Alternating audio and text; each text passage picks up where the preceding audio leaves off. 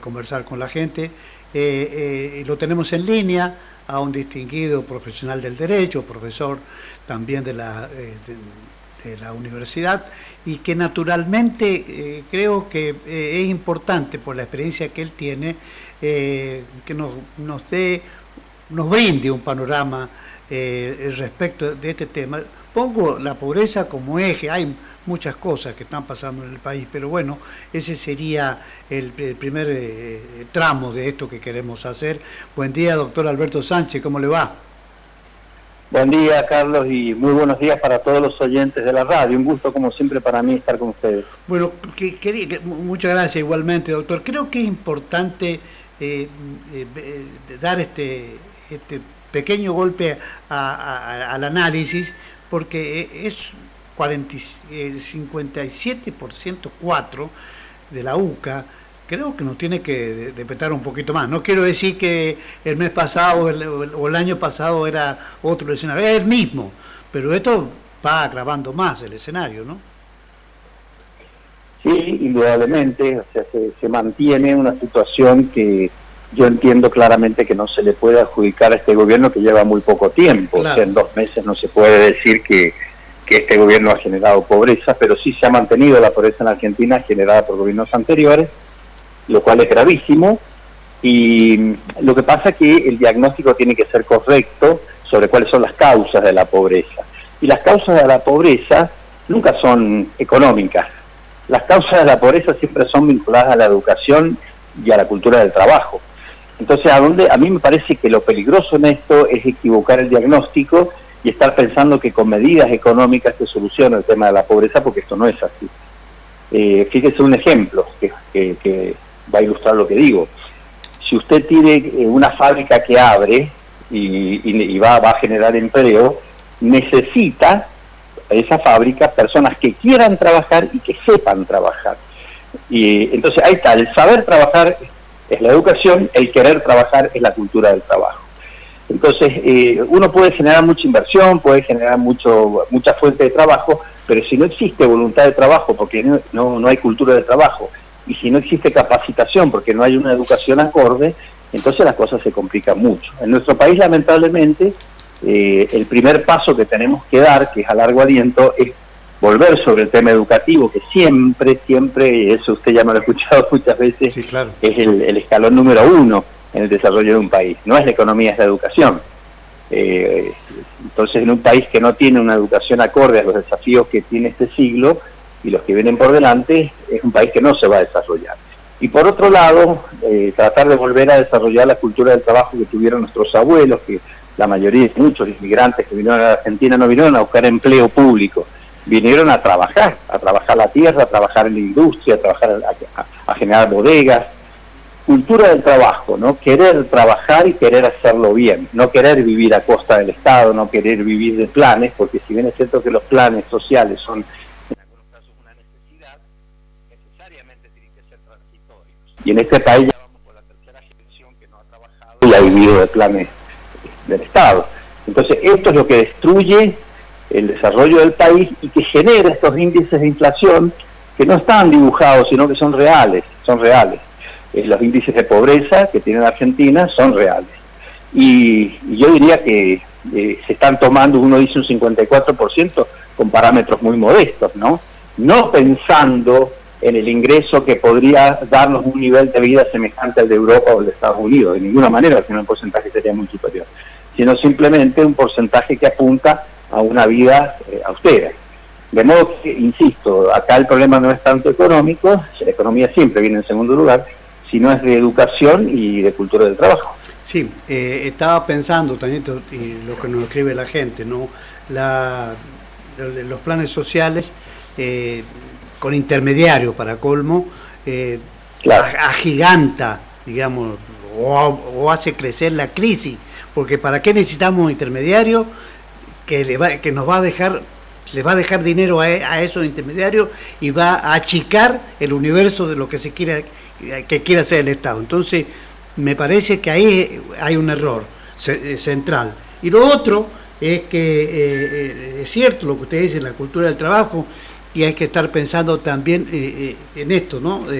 Producir también, ¿no es cierto? Porque de eso se trata en un país como el nuestro, que tanta gala hacemos respecto de lo que somos capaces digamos, de construir para que no haya hambre en el mundo. Es decir, hasta hemos sido capaces de decir eso, de que la Argentina tiene para dar de comer a un montón de millones de gente. Bueno, claro, tendríamos que darnos cuenta primero que tenemos que comer nosotros. Tal cual, sí, la Argentina tiene esa potencialidad, pero insisto, tiene que ir de la mano de un plan de gobierno y de una política de Estado que sea sucesivamente seguida por distintos gobiernos, de priorizar la educación y priorizar incluso impositivamente la generación de fuentes de trabajo. Hay una cuestión que es muy sencilla hacer y que no se ha hecho hasta el momento, no sé si se empezará a hacer, que es la traslación de todos los planes de trabajo al mundo laboral. O sea, en lugar de darle la plata, y mucho menos con la intermediación, como usted bien decía, la intermediación en los planes sociales es una forma corrupta de generar caja política de dinero, ¿cierto? Y para blanquear dinero sucio. Entonces, hay que eliminar la intermediación en los planes sociales. Pero además, es muy importante empezar a trasladar toda la ayuda social para convertirla en fuentes laborales. O sea, lo que el Estado le paga en este momento a una persona que no tiene trabajo, pagársela, o mejor dicho, ayudar a un empresario que le quiera dar a esa persona un trabajo para alivianarle por un tiempo determinado el pago del salario y las cargas sociales. Eso es muy sencillo de hacer, y ahí es donde vendría lo que yo le decía recién, el tema de la cultura del trabajo. O sea, ¿cuántas personas que hoy no trabajan y viven en un plan social estarían dispuestas a empezar a trabajar en blanco y cobrar un sueldo y que ya no recibir el plan social? Mire, Carlos, todos los que nos están escuchando todos saben que muchas personas no quieren entrar a trabajar en blanco porque pierden el plan social, entonces piden que trabajar en negro. Si la misma persona que tendría que estar más interesada que nadie en trabajar en blanco pide trabajar en negro para cobrar el sueldo y además cobrar el plan social. Esto tenemos que terminar en la Argentina con esta cultura, porque es una cultura que atenta contra el desarrollo. Entonces, yo insisto, terminar con intermediación es un paso importantísimo, pero también trasladar el gasto social al mundo laboral. Claro.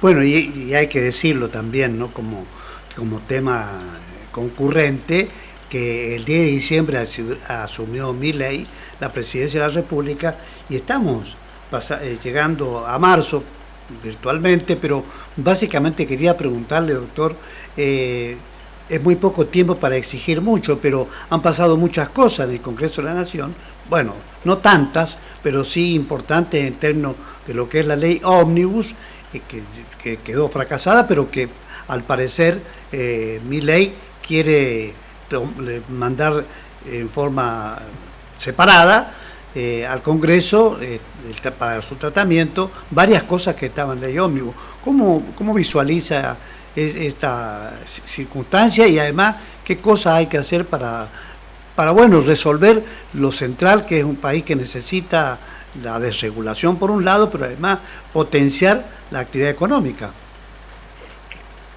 Sí, lo primero que le quiero decir, Carlos, es que es muy importante entender que una cosa es el contenido y otra cosa son las formas. Entonces, yo, digamos, sobre el contenido de todo esto es una cuestión para discutir muy largo porque son demasiadas cosas. Ahora, las formas son preocupantes porque, por ejemplo, el presidente emitió el DNU 70, que a mi juicio es manifiestamente inconstitucional, y ahora lo va a tratar el Congreso, y además la ley Ómnibus, que el Congreso en todo su derecho la ha analizado primero, la ha aprobado con medidas sanciones, o mejor dicho, en general, y después ha empezado a analizar en particular cuando fue retirada. Y lo que me parece que el presidente no termina de entender es que él tiene una legitimación que le ha dado la gente con su voto, pero exactamente la misma legitimación tienen los diputados nacionales y los senadores nacionales. O sea, él no puede creer de que él solo tiene legitimación y que los diputados y senadores nacionales no la tienen, porque han sido votados por el mismo electorado y tienen, por supuesto, la misma legitimación. Entonces, a mí me preocupa mucho cuando escucho que Milei dice que la palabra consenso equivale a corrupción. No, digamos, el consenso cuando es sano, cuando es fruto de una discusión serena, sincera, constructiva, es lo mejor que nos puede pasar como país. llegar al consenso, llegar a ponernos de acuerdo. Lo que es corrupción es el contubernio, es la coima, es comprar voluntades de legisladores, eso es corrupción, pero no el consenso. Entonces ahí hay señales equivocadas que me parece que hay que terminar de leer muy bien. También se equivoca Milei cuando dice que él tiene el 56% de los votos de la población. Él tiene el 30%, que fue lo que sacó en la elección. Y después tiene otros 20 y tantos que le dio la gente que no quería que ganara Massa, que no quiere decir que sean votos de él. No sé si me explico bien, Carlos, lo que estoy diciendo. Sí, sí. Entonces, lo que Milei tiene propio, que tampoco son de él, sino de una idea, es el 30%. Ya en este momento no sé cuánto sería, si no es menos. Claro. Entonces, él tiene que entender, ahora si lo dice como para transmitir una sensación de fuerza, bueno, es una cuestión política. Ahora, si él cree en serio que tiene el 56% de los votos de la población, está muy equivocado, porque tiene el 20 y tantos por ciento, que seguramente el enorme porcentaje de eso fue la gente que votó a Juntos por el Cambio, y lo que él tiene en realidad son el 30% que sacó en la elección primera, que terminó segundo detrás de Massa, ¿no? Claro, y es cierto lo que usted decodificado esto que está diciendo usted, Alberto, creo que es lo que corresponde analizar muchas veces, pero estamos en una situación complicada porque además no ha sido positiva la relación con los gobernadores. Creo que un presidente que no, digamos, no toma cuenta de que los gobernadores son importantes porque también tienen diputados. No sé cómo se sigue así con esta disociación que se da. Bueno, creo que con Valdés ha podido reunirse brevemente, pero acá no solamente Valdés es el gobernador, creo que lo importante es poder compatibilizar en medio de la crisis con los mandatarios provinciales. Sí, por supuesto, es que como decía recién, generar consenso. Él tiene que entender que los gobernadores también han sido elegidos por la población y tienen la misma legitimación que él, que es lo que parece no entender. Entonces todos tienen legitimación, todos han sido elegidos en la misma elección y a lo mejor el presidente seguro que sabe de economía, pero pareciera no saber de derecho constitucional, porque si él está pretendiendo que es el único que tiene legitimación para hacer cosas en este país, se está olvidando que el Congreso también la tiene, se está olvidando que los gobernadores de provincia la tienen, se está olvidando que los intendentes la tienen, porque han sido todos elegidos por el mismo electorado. Él tiene que respetar las competencias de cada uno, tiene que tratar de avanzar en base a consensos y acuerdos con los gobernadores, con todos. Y este tema de que las formas justifican, no, yo considero que no, el fin nunca justifica los medios, tampoco en política.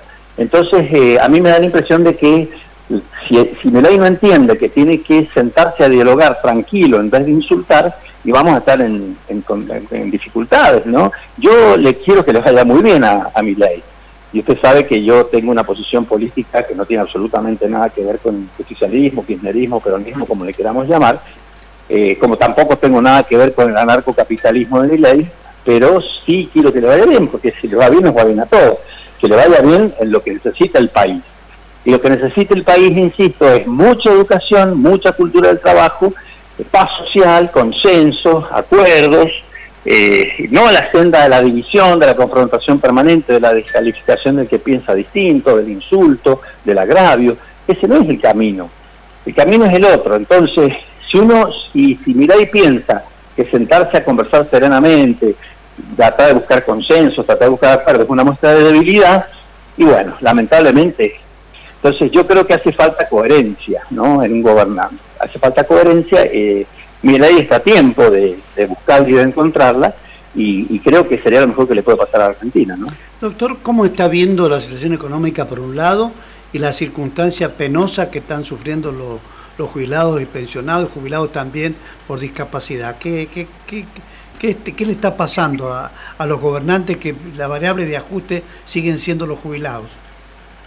Mire, lamentablemente yo en esto creo fervientemente, y digo lamentablemente porque nunca las cosas van para ese lado, creo que la sociedad, toda sociedad se define por la forma en que trata a sus integrantes más débiles, ¿no?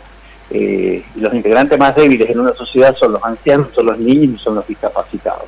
Entonces, la forma en que una sociedad trata a los ancianos, a los niños y a los discapacitados es la que la define como sociedad, ¿no? En la medida en que nosotros, argentinos, abandonemos a los ancianos en su jubilación, que tengamos niños desnutridos y que no tengamos accesibilidad para los discapacitados, y nos define como una sociedad pobre en términos de valores. Entonces a mí me da la impresión que lamentablemente si la economía pasa, o estas medidas económicas pasan por debilitar a los jubilados, por no atender a los niños, y bueno, estamos complicados. Yo he visto, por ejemplo, con mucha esperanza y con mucha expectativa, que el ministro Petovelo ha firmado un acuerdo con CONIN, de Abel Albino, para implementar los planes que tiene CONIN contra la desnutrición infantil. Eso si realmente se efectúa va a ser una gran cosa para la Argentina. Pero no podemos desatender a los jubilados. A mí me da la impresión de que la persona que dio toda su vida para trabajar, para darle al país desarrollo, al final de su vida, cuando tendría que estar tranquilo y gozar, como se dice irónicamente, los beneficios de la jubilación, la pasa peor que nunca, y eso es una injusticia absoluta. O sea que eso lo tenemos que corregir muy rápido, y también sanear el ANSES, porque hay mucha gente que tiene jubilaciones sin haber aportado, y se toman usted sabe muy bien, se toman los fondos del ANSES, o los estados toman los fondos del ANSES para préstamos, para pagar deuda, para solucionar huecos internos, y eso tampoco es posible, ¿no? Claro que sí. Estamos hablando con el doctor Alberto Sánchez, un hombre del derecho, pero un hombre con mucha experiencia política, bueno, cofundador también de lo que es el Partido Dignidad Ciudadana. ¿Y cómo está viendo, doctor, usted esto? ¿Qué pasa en las provincias y la nuestra, naturalmente? Que desde luego todos pensamos y queremos que la provincia pueda tener la posibilidad de hacer un avance en muchos de las franjas que tienen que ver no solamente con la pobreza, pero eso es para todo el país, de modo que también tendremos nosotros nuestra particularidad. En algún momento Uñac tuvo un % negativo en San Juan, pero bueno, a mí me gustaría ver a futuro cómo está viendo usted especialmente a Marcelo Rego. Insisto que es muy poquito tiempo para hacer una evaluación. Sí veo signos muy auspiciosos, como por ejemplo veo signos de una mayor austeridad, veo signos de una adecuación de los gastos, ¿no? He notado como que se han cortado muchos contratos de gente ñoqui, como que se han dejado de lado pagos a personas que los estaban cobrando indebidamente. En una palabra, elementos o medidas que tienden a sanear el seno del aparato burocrático del Estado. También he visto, que creo que es auspicioso, una reducción de ese aparato, ¿no? Con menos ministerios, menos secretarías, que eso también puede ser importante cuando se atraviesa por una crisis como la que estamos nosotros viendo. Entonces, me parece eso, ¿no? Un gobierno austero, un gobierno que ha empezado por donde hay que empezar, que es reducirse a sí mismo como Estado que gobierna, me refiero a la administración, porque el Estado somos todos. Entonces me parece que son signos auspiciosos. Me parece también que hay que apoyar al gobierno provincial, porque necesita el gobernador Rego del apoyo de todo el mundo, de que se sostengan las medidas. Me parece que él está cumpliendo lo que dijo en campaña, o sea, no ha engañado a nadie. Creo que son signos muy auspiciosos. Habrá que esperar un tiempo para ver las medidas económicas en la provincia, para ver estas medidas en educación, en salud, en seguridad, como decíamos recién, lo vinculado a la cultura del trabajo. Pero bueno, me parece que el inicio es bueno. Aparte, Orrego es una persona serena para el diálogo político. Yo no recuerdo haber escuchado nunca un agravio, ni ningún insulto, ni ningún maltrato hacia ningún adversario político. Entonces me da la impresión de que se puede generar en la provincia un clima adecuado como para encontrar caminos de crecimiento, ¿no? Claro que sí. Bueno, doctor, creo que es importante todas estas reflexiones, por eso le agradecemos infinitamente este contacto con Radio ALA, doctor Sánchez. No, al contrario, Carlos, el agradecido soy yo como siempre. Un gusto muy grande y un abrazo grande para todos. Buen día. Muy buen día. Seguimos en la careta política por Radio Alas, 8 de la mañana, 40.